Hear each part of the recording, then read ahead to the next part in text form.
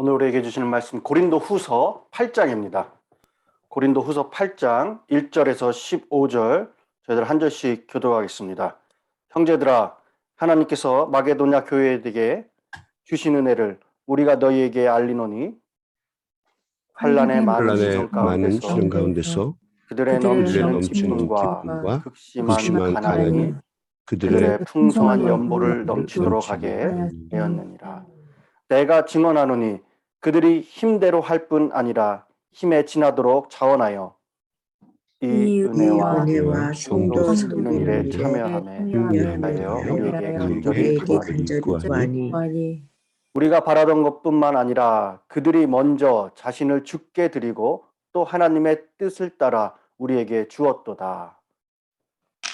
그러므로 우리가 기도를 권하여 그가 이미 가운데서 하였은즉 이 은혜를 그대로 성취케 하라 하였노라.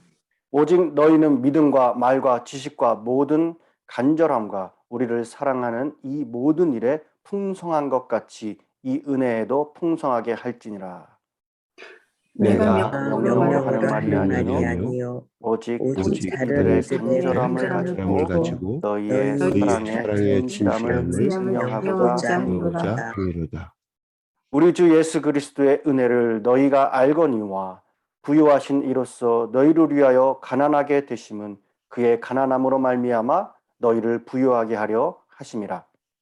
이 일에 관하여 나의 뜻을 알리노니 이는 너희에게 유익함이라. 너희가 1년 전에 일을 먼저 시작할 뿐 아니라 원하기도 하였은즉 이제는 하던 일을 성취할지니 마음에 원하던 것과 같이 완성하되 있는 대로 하라.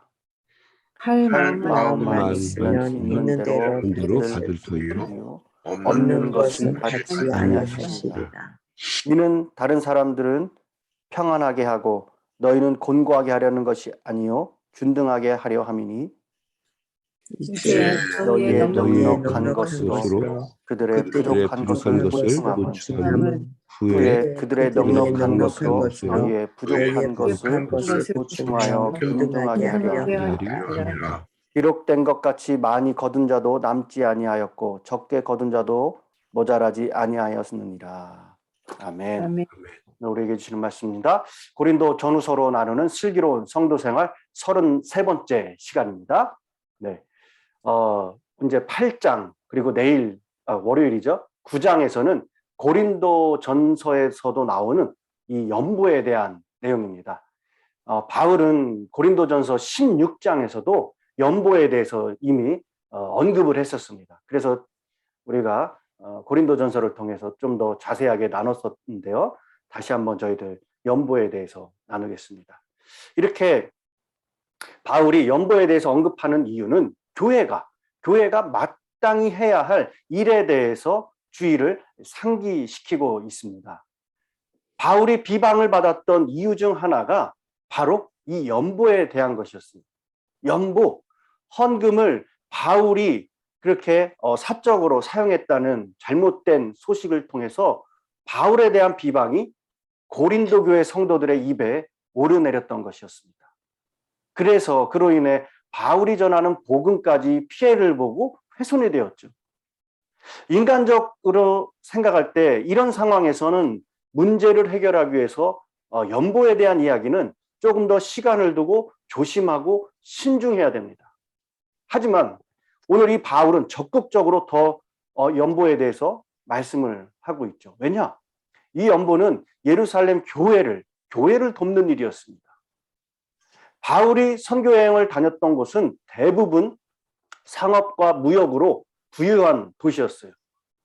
그러나 예루살렘 교회는 이 복음이 시작된 곳이었지만은 계속되는 기근으로 성도들 대부분 가난한 상황이었습니다. 그래서 바울은 십자가의 사랑과 부활의 영광을 위하여 예루살렘 교회에 연보를 하는 것이 복음의 실천임을 말하고 있습니다. 그래서 연보란 예루살렘 교회를 돕는 목적으로 드려지는 이 헌금을 우리가 알 수 있습니다. 연보의 한자는 이 버릴 연, 도울보를 사용한다고 합니다. 그래서 타인을 도와주되 버리는 마음으로 도와주는 것을 말해요. 즉 무엇을 기대하거나 무엇을 바라는 마음이 없이 순수하게 도우는 것을 의미하는 것이죠. 그런 관점에서 봤을 때 이 성경적으로 연보는 자기의 재물을 내어서 다른 사람을 도와주는 구제금, 즉 구제 헌금으로 볼 수 있습니다. 이 연보, 헌금, 봉헌 이 용어에 대해서 굉장히 세분화해서 이렇게 관점을 가지고 설명하고 보는 분들이 있는데요. 그냥 이렇게 한번 생각을 해주시면 될 것 같습니다. 오늘 본문은 사도 바울이 고린도 교회의 성도들에게 예루살렘 교회의 가난한 그런 성도들을 위한 연보를 해줄 것을 권면하는 글입니다. 이 바울은 예루살렘 교회의 지도자들로부터 예루살렘 교회의 가난한 성도들을 생각해달라 이 부탁을 받는 바가 있었습니다. 그리고 그런 일을 행하던 바울은 그 목적으로 여러 교회들에게 그리고 고린도 성도들에게 이 편지를 하고 있는 거예요.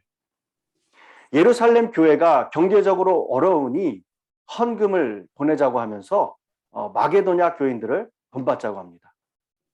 유럽에서 가장 먼저 세워진 교회들로 빌립보 교회, 데살로니가 교회, 이 베레아 교회들입니다.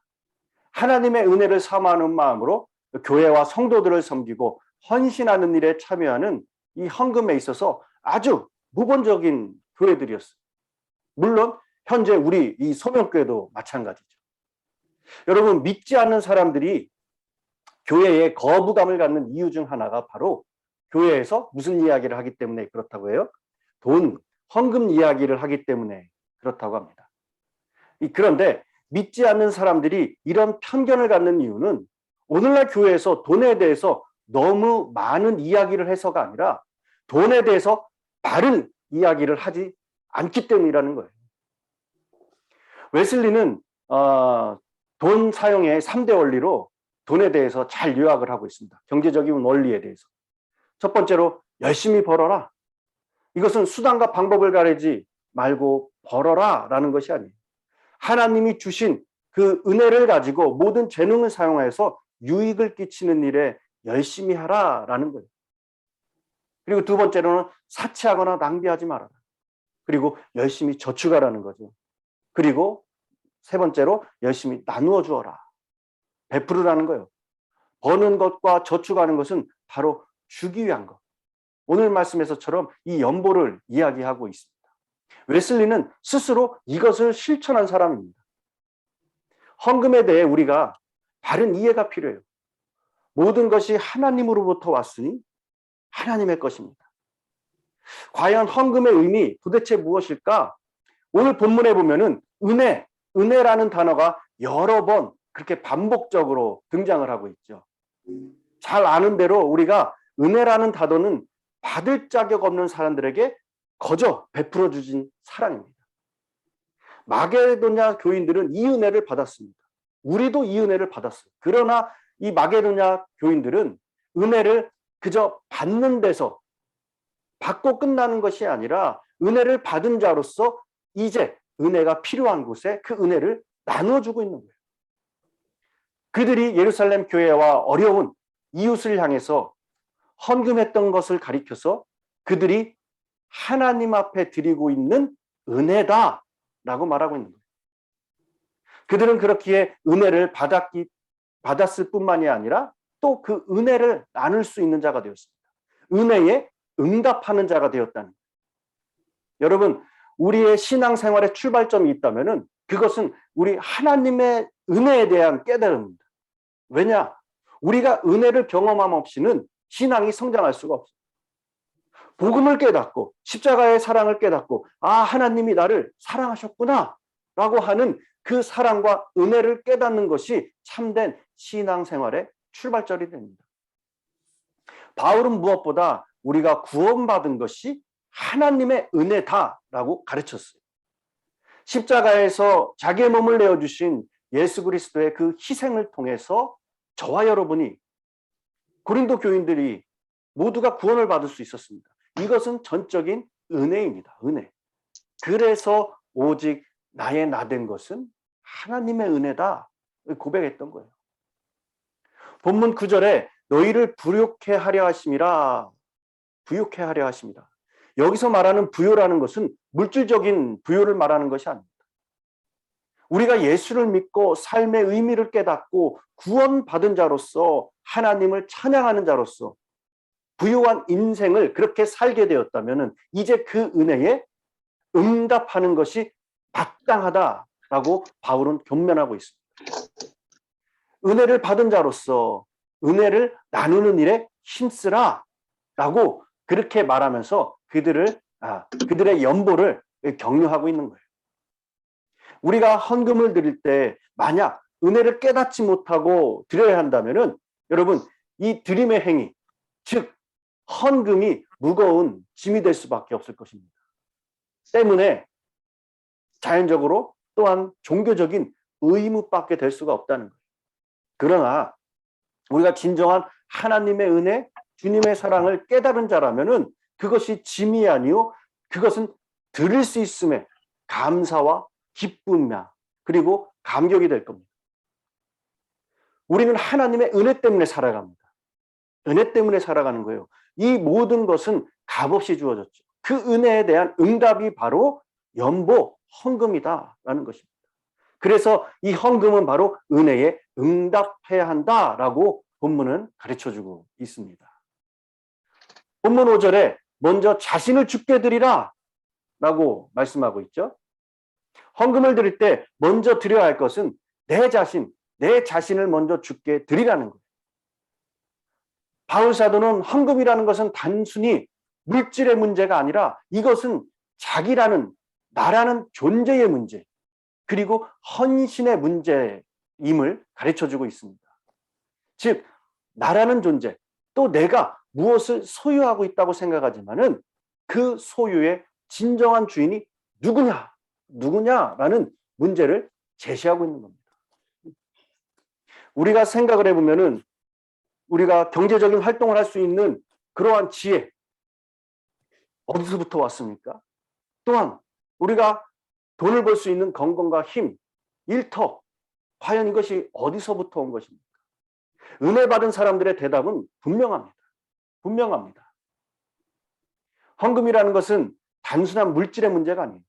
내 모든 것이 주님의 것이라면은 나 자신도 주님의 것이라면 기꺼이 나의 이 존재를 주님 앞에 다시 드릴 수 있느냐라는 문제라는 거예요. 그러므로 헌금의 문제는 결국 무엇이냐? 드림의 문제입니다. 나 자신을 주 앞에 드린다는 것. 여러분 기억하시기 바랍니다. 헌금은 은혜에 대한 응답일 뿐만이 아니라 내 자신을 드림입니다. 드림. 또한 본문 7절에 헌금을 하는 사람은 믿음에도 말에도 지식에도 간절함에도 모두 다 균형을 이루어야 한다. 여러분 우리가 고린도 전서에도 한번 나눈 적이 있습니다. 헌금은 성도의 덕 가운데 하나입니다. 덕입니다. 덕. 다른 덕들과도 이 균형을 이루어야 된다는 거예요. 우리가 헌금을 제대로 한다고 그래서 신앙생활의 의무를 다한다고 해서 다른 것은 아무렇게나 함으로 다른 덕들이 깨진다면은 그리스도의 사랑의 은혜를 깨뜨리는 것과 같습니다. 바울은 오늘 연보를 헌금 내는 것은 은혜이며 이 외에도 헌금 내는 것은 성도 간에 교제를 하는 것이며 또한 성도를 섬기는 일이다. 그리고 축복이다라고 이야기합니다. 여러분 연보라는 것은 다른 사람을 축복하는 거예요. 그래서 연보의 원래 원어가 축복의 말이다라는 단어를 사용합니다. 바울은 이 연보, 헌금이란 그렇기 때문에 단순히 우리가 어떠한 돈을 내는 것이 아니라 하나님의 은혜로 교회와 성도를 축복하고 섬기고 교제하는 직무다라는 것을 오늘 말씀을 통해서 깨우쳐주고 있습니다. 그리고 연보라는 것, 그리스도의 덕이다. 헌금에 참여하는 것은 하나님의 덕을 쌓는 일이고 천국의 상급을 쌓아가는 일이라는 것이에요. 마게도냐 교인들이 환난과 시련 가운데서도 기쁨이 넘치고 가난 속에서도 오히려 예루살렘 교회와 성도들을 위해서 할 수 있는 것 이상으로 풍성한 연보를 넘치게 한 일을 가리켜서 하나님께서 마게도냐 교인들에게 주신 은혜라고 했습니다. 마게도냐 교회의 이러한 섬김과 헌신은 먼저 자기 자신을 주님께 드렸기 때문에 가능한 거예요. 이것은 오늘날 우리 교회와 성도들이 배워야 할 헌신과 나눔의 원리가 되는 줄 믿습니다. 오늘 본문에서 이 연보의 원리는 하나님의 은혜를 기억하는 사람이 그 은혜에 보답하는 마음으로 드리는 것입니다. 그것이 내 자신이 되었든 헌금으로 우리가 물질을 드렸든 봉사로 통해서 헌신을 했든 섬김으로 그 은혜에 동참하는 것입니다. 어떠한 참여든 그 일이 은혜에 대한 감사와 기쁨으로 하시길 바랍니다. 그렇게 하여 하나님의 은혜에 동참하는 여러분의 섬김과 나눔에 그 주님의 은혜가 널리 더 전달이 되고 여러분의 삶이 주님의 은혜로 날마다 베품의 비움 가운데 이 체험의 은혜를 체험하시는 슬기로운 그러한 성도의 생활 되시기를 간절히 축원합니다. 기도하겠습니다. 거룩하신 하나님, 주님께 이 시간도 감사와 찬양과 영광을 올려드립니다. 우리를 위해 이 땅에 오신 독생자 예수님을 더욱 마음과 뜻과 정성을 다해 그 은혜를 기억하며 보답하며 우리의 모든 자신들을 내어드릴 수 있는 귀한 결단이 있게 하여 주시옵소서.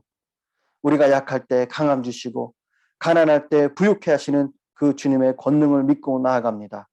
우리의 하루하루의 삶이 우리의 모든 것을 다 주님 앞에 내어 맡길 수 있는 우리의 신앙이 될 수 있도록 또한 이끌어 주시옵소서. 그리하여 사랑만 받는 것이 아니라 그 사랑을 우리의 삶을 통해 나누고 베푸는 것이 참 하나님을 사랑하는 은혜임을 기억하고 마게도냐 교인들의 그 신앙을 본받아 환난의 많은 시련 가운데서도 가난에 처한 이웃을 돕기 위해 기쁨으로 헌금했던 그 교회 성도들처럼 우리도 기쁨으로 처함으로 드릴 수 있는 은혜를 부어 주시옵소서. 우리 교회와 모든 성도님들이 더욱더 주님 앞에 굳건한 믿음을 통하여서 내게 있는 것을 내 것이라 생각하고 내가 물질의 주인이라고 생각하며 살아온 우리의 모습들을 내려놓기 원합니다. 내게 주어주신 것을 올바르게 사용함으로 물질의 청지기의 삶을 살아가는 오늘 하루 또한 주님 앞에 서는 그 우리의 신앙이 될 수 있도록 이끌어 주시옵소서. 오늘도 기도의 자리로 나아갑니다. 문제보다 크신 그 하나님의 능력을 붙잡을 때에 살아계신 하나님의 일하심을 경험하게 해주시고 두드릴 때에 열리는 역사가 있게 하여 주시옵소서. 감사드리며 예수님의 이름으로 기도드렸습니다. 아멘. 오늘도 말씀을 생각하시면서 저희들 각자의 기도 제목 그리고 교회와 성도님들을 위해서 합심하여 기도해 주시길 바랍니다. 기도하겠습니다.